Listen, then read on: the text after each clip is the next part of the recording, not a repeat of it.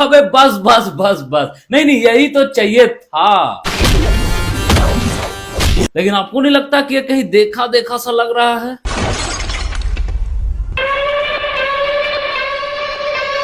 जी यही तो था।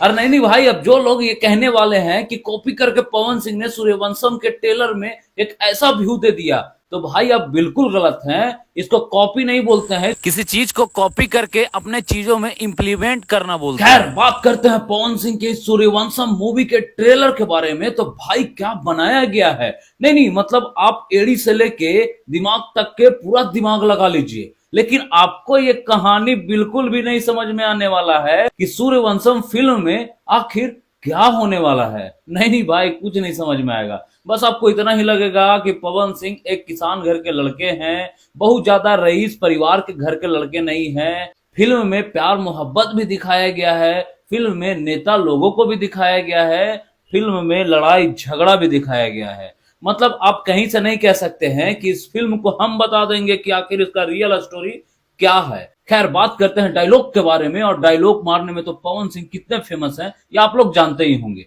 नहीं नहीं इंस्टाग्राम के ट्रेंडिंग सेक्शन उठा के देख लिया कीजिए। नाम के आगे जी तहर बाबूजी लगाई हैं। इस चीज को जब मैंने देखा तो समझ में आया कि नहीं नहीं भाई, पवन सिंह ने इस फिल्म को ऐसे ही नहीं साइन कर दिया था, जरूर कुछ सोचे होंगे। और सोचे यह थे कि इस बार हमको एकदम ऐसा फिल्म करना है, हमको ऐसा अदाकारी दिखाना है जो हमारे बिल्कुल रियल लाइफ से मैच कर जाए। नहीं नहीं आप इस डायलॉग को सुनिए।